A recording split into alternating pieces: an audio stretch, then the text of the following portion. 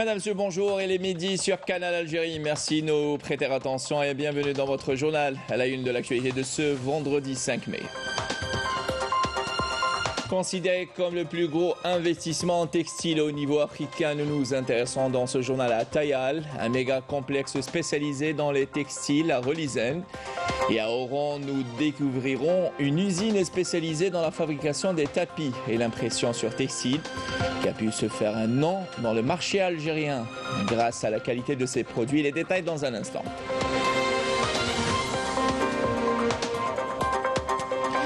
Et on ne peut pas parler de patrimoine sans évoquer un style urbanistique bien de chez nous. Il s'agit là de l'architecture saharienne.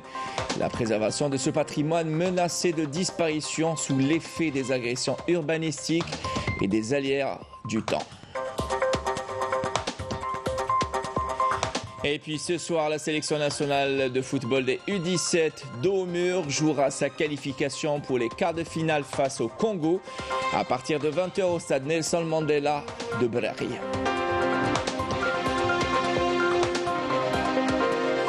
Et petite escapade musicale à la fin de ce journal et dans un mélange de genres qui a allié la musique diwan au rythme et sonorité africaine à la pop music. Et au rock, le jeune chanteur Sultan Gnawa a animé un concert hier à Alger au grand bonheur du public présent.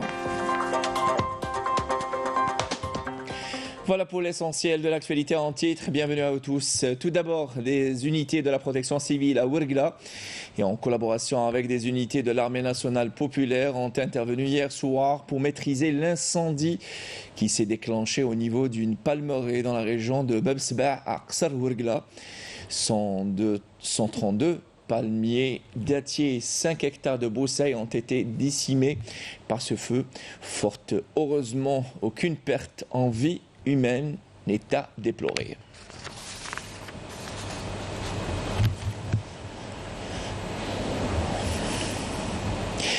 Et je l'évoquais en titre, considéré comme le plus gros investissement en textile au niveau africain, Tayal est un méga complexe spécialisé dans le textile, fruit d'une coopération algéro-turque. Aujourd'hui, le groupe est un leader mondial dans le domaine. Créé en 2016, l'entreprise assure à ses employés des formations continues afin d'offrir aux clients des produits de choix et de qualité. Une stratégie qui lui a permis de conquérir le marché national et international, nous dit Raouf Hamouch. Fruit d'un partenariat algéro-turc, l'Algérien des industries textiles Tayal de Relizane est aujourd'hui leader continental dans le domaine. Et ce, grâce à un important investissement qui lui a même permis de se positionner à la 5e place à l'échelle mondiale en la matière. Créée en 2016, l'entreprise assure à ses employés des formations continues afin d'offrir à sa clientèle des produits de qualité, mais également de conquérir le marché national et international. Je suis un ingénieur de l'école polytechnique d'Oran. ملي سما الحاجه اللي اكسيلون في طايال خليك تتعلم. حنايا الحاجه الاولى نصنعوا كامل انواع تاع الخيط من الاود كواليتي حتى النورمال كواليتي تو ديبون لي كليون. Le complexe produit tout type d'habillement comme des t-shirts, des polos ou encore des pantalons de Nîmes et non des Nîmes. La société Tayal nous a permis de perfectionner notre savoir-faire dans le domaine du textile, notamment en ce qui concerne le tricotage. Le complexe est composé de 5 unités de confection d'une capacité de 30 millions d'articles de prêt-à-porter annuellement.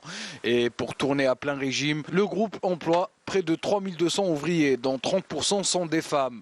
Dans cette usine, tout le monde se sent concerné, et les travailleurs et les responsables. Le groupe Tayal est classé parmi les 5 plus grandes usines de textile au niveau mondial. Il est doté d'équipements puissants et performants, nécessitant des technologies de pointe. Il emploie près de 3200 ouvriers. Le groupe exporte ses produits vers beaucoup de pays comme les États-Unis. L'usine abrite un centre de formation au métier du textile et de la confection. Après une année au niveau de ce centre, le stagiaire pourra bénéficier d'un poste d'emploi au sein de l'entreprise. Afin d'aller vers un taux d'intégration plus important, la société envisage d'élargir ses activités en cultivant son propre coton. Une mesure qui lui permettra de réduire la facture des importations et de créer plus de 10 000 nouveaux postes d'emploi. Et de Rolislen à Oran, à présent, on vous parle maintenant d'une usine implantée dans la zone industrielle de Hassi Amer, qui est spécialisée dans la fabrication des tapis et l'impression sur textile. Elle a pu se faire un an dans le marché algérien, et ce grâce à la qualité de ses produits, ainsi que la singularité de ses modèles uniques. Reportage Nawel Bentouba, commentaire Majda Jahmouna.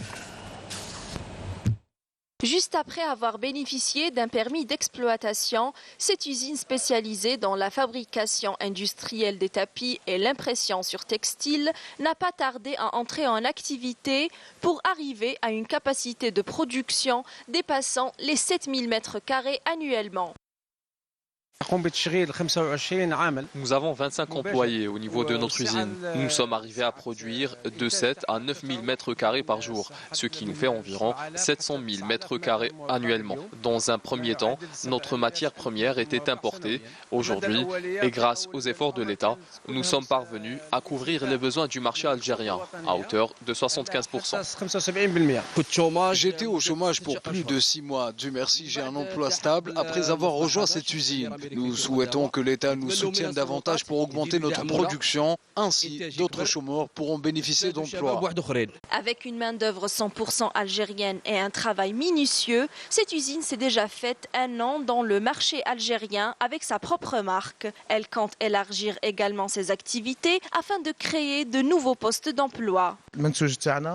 Nos produits sont uniques. Nous ne copions aucun modèle existant. Ce sont nos propres designs et c'est ce qui fait notre renommée. Nous souhaitons que l'État nous aide dans l'acquisition d'une assiette foncière pour en finir avec le problème de location. Cette usine ne compte pas s'arrêter là. Avec son travail technique et artistique qui promet, elle espère conquérir les marchés internationaux. Et dans ce midi, nous poussons les portes de l'École nationale supérieure de conservation et restauration des biens culturels située à Tipaza. Cette école, qui a pour mission la formation supérieure et la recherche scientifique en développement et en relation avec le développement des technologies de sauvegarde et de restauration de notre riche patrimoine. Fadi El Hamdi nous fait découvrir les lieux. Créée en 2008, l'École supérieure de conservation et de restauration des biens culturels est un établissement public à caractère scientifique, culturel et professionnel qui se trouve à Tipaza, une région dont la réputation en matière de patrimoine n'est plus à démontrer. Donc nous avons des modules en histoire, en technologie du matériau, caractérisation, etc. Donc tout ce qui est technologique. Nous avons de l'histoire, nous avons de la conservation-restauration, théorie pratique de la conservation-restauration, et nous avons des modules d'appoint tels que les relevés, etc., la photogrammétrie. Nous avons inséré bien sûr le numérique, on est à l'ère du numérique. L'école a pour mission d'assurer la formation supérieure et la recherche scientifique en relation avec l'évolution des technologies en matière de conservation et restauration des biens culturels, ainsi que de prendre en charge la formation de l'enseignement des étudiants dans ce domaine. La spécialité, c'est la conservation et restauration des biens culturels mobiliers. La restauration de un tableau sujetement mémoire de l'âme. باش نبداو la restauration déjà لازم نعرفوا l'histoire تاع هذا le tableau تاع l'endroit تاع le peintre, les techniques اللي كان يوتيليزيهم باش نعرفوا comment le traiter. Donc il y a plusieurs étapes. Dans un protocole qu'on doit suivre. Ou la dernière étape, c'est la retouche. Nous avons des formations au niveau des ateliers et des sorties pédagogiques, aussi au niveau des musées et des sites historiques.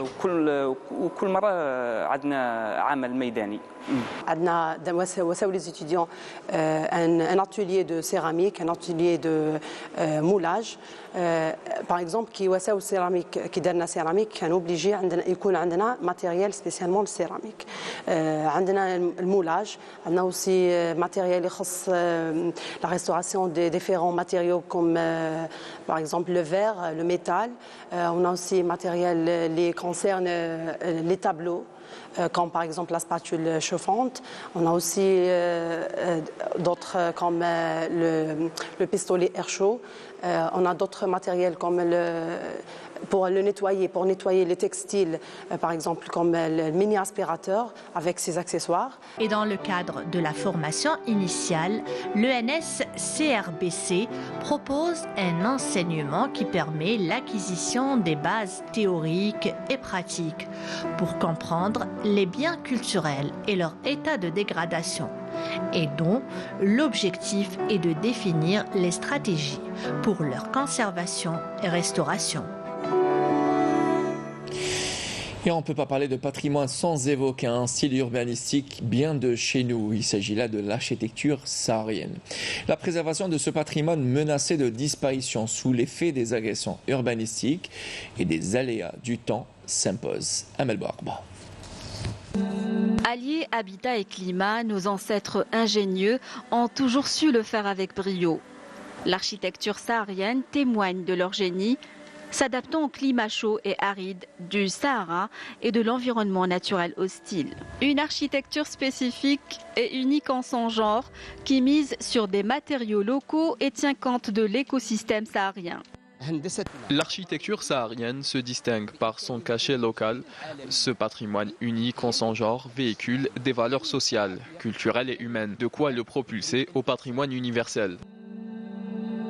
Un patrimoine ancestral singulier, une architecture qui n'a négligé aucun aspect de la vie sociale et culturelle en prenant en considération les conditions climatiques, mais aussi plusieurs paramètres tels que l'eau et la végétation, contrairement aux constructions modernes. Les constructions modernes n'ont pas tenu compte de la particularité de la région. Il n'y a pas d'harmonie entre les matériaux de construction. En matière de restauration, il est nécessaire de respecter l'identité architecturale de chaque région. Nous avons lancé un projet concernant le respect des normes de restauration du patrimoine architectural qui est actuellement auprès du secrétariat général du gouvernement. Témoin de l'histoire locale et du savoir-faire de nos ancêtres, ce patrimoine inestimable est menacé de disparition, d'où la nécessité de lancer des opérations de restauration pour le sauvegarder dans le respect des normes et des matériaux locaux. Et un mot de sport dans ce journal football. L'équipe nationale de football des moins de 17 ans d'Aumur jouera sa qualification pour les quarts de finale de la Coupe d'Afrique des Nations CAN 2023 U17 ce soir face au Congo au stade Nelson Mandela de Beraké à partir de 20h à l'occasion de la troisième et dernière journée du groupe A de la phase de groupe.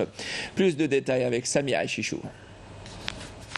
Après une victoire face à la Somalie et une défaite devant le Sénégal, le 11 national abordera le troisième match avec une grande détermination afin d'éviter tout calcul. Arskerman et son staff ont basé leur travail sur l'aspect psychologique. Physiquement, l'équipe est fin prête pour cette chaude empoignade face au Congo. C'est un match très important pour déterminer celui qui finira deuxième du groupe. On va tout faire pour gagner les 3 points et rendre les Algériens fiers de cette équipe. نسعوا باش نتأهلوا في المرتبة الثانية بنتيجة إن شاء الله مرضية وتكون في صالحنا إن شاء الله. Anatouf et ses camarades auront à cœur de se racheter lors de la dernière journée du groupe A. Ces derniers sont décidés à relever la tête et à aborder ce dernier match avec beaucoup de détermination. مباراة راح تكون بمثابة نهائي. Cette rencontre, on l'abordera comme une finale. On est motivé et déterminé à réaliser un bon résultat. Notre but sera de gagner et se qualifier. En face, les Congolais joueront leur dernière chance de qualification après une défaite et un match nul. On va aborder ce match pour pouvoir chercher la qualification. L'Algérie a pu perdre contre le Sénégal, mais ça c'est autre chose. Nous allons jouer un match pour gagner, et ce qui s'est passé entre l'Algérie et le Sénégal, c'est autre chose, c'est un autre match. Algérie-Congo, ça sera ce vendredi à partir de 20h au stade Nelson Mandela. En même temps, au stade Cheikh Hamlaoui de Constantine, le Sénégal sera opposé à la Somalie. Et souhaitons bonne chance à notre sélection nationale. Et football toujours, le CR Belouizdad en perte de vitesse qui reste sur une mauvaise série de 3 défaites de rang, toutes compétitions confondues, se doit de réagir à domicile face à l'entente sportive de Sétif, 3e avec 35 points, dans ce qui sera l'entame de la dernière ligne droite pour le titre. De son côté, l'ES Sétif effectuera le déplacement à Alger avec l'intention de confirmer son dernier succès, décroché à la maison face à l'USM Alger avec 1-0 et conforter sa position sur le podium. La JS Kabylie, quant à elle, n'aura plus droit à l'erreur at home face à l'USM Alger dans un véritable choc des extrêmes. Les Canaries devront impérativement l'emporter pour poursuivre leur mission de sauvetage.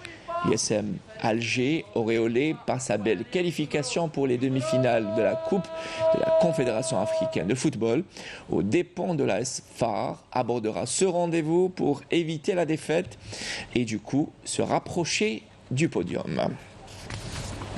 Et au volet international, des unités de l'armée sahraoui ont intensifié leurs attaques contre les retranchements des soldats de l'armée d'occupation marocaine dans les régions de Terkanet, Laktetra, Ros Erbib, Legra et Ros Diret à Hawza. Des détachements avancés de la PLS ont ciblé le poste de commandement du 43e régiment à Amitir, le Mkhinza et les forces d'occupation marocaines dans la région de Legad, Mahbes et Agrara al-Hadid de Fersia. Retour chez nous et hier au siège de l'entreprise publique de la télévision algérienne, le Grand Prix du concours à Ramadan 2023 RAM TV, qui était de retour sur les écrans de la télévision algérienne après une longue absence, a été remis à un participant d'Alger. Ce dernier a réussi à récolter le plus grand nombre de points requis à travers les SMS via téléphone portable en présence d'un huissier de justice. On écoute ses déclarations.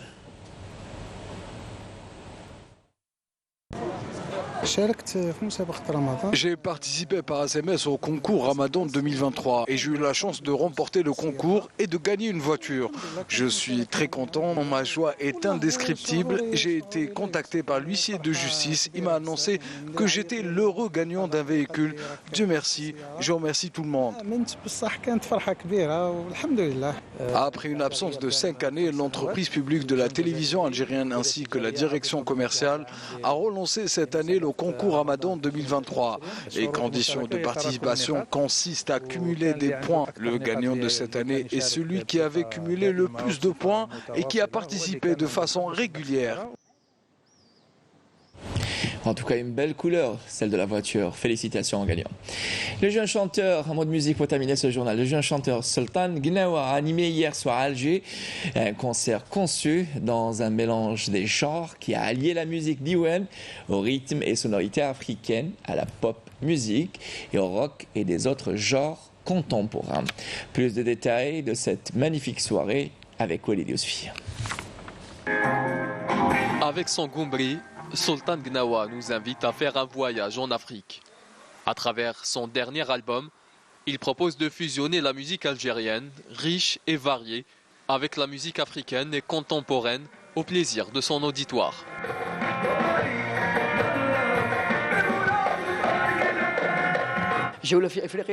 Nous essayons de mixer la musique algérienne, la musique africaine et la musique contemporaine et l'imprégner d'un cachet à 100% algérien. Nous essayons à travers cela de prouver que l'Algérie est le berceau de la civilisation africaine. Un genre musical exclusivement folklorique, à travers le diwan, Sultan Gnawa tend à mettre en valeur la diversité culturelle et la richesse patrimoniale de l'Afrique. Nous chantons avec plusieurs langues africaines pour représenter au mieux le continent. De quoi envoûter le public avec un genre africain aux tendances universelles, le tout avec des paroles et des mélodies algériennes. Voilà, c'était l'une des facettes du patrimoine immatériel africain. C'est la fin de ce journal. Madame, monsieur, merci de nous avoir prêté attention. Tout de suite, les nouvelles du ciel j'y arrive. Signé Mina Abed, l'information revient à 19h sur Canal Algérie. Bon appétit si vous êtes à table. Je vous retrouve demain et bon après-midi à tous.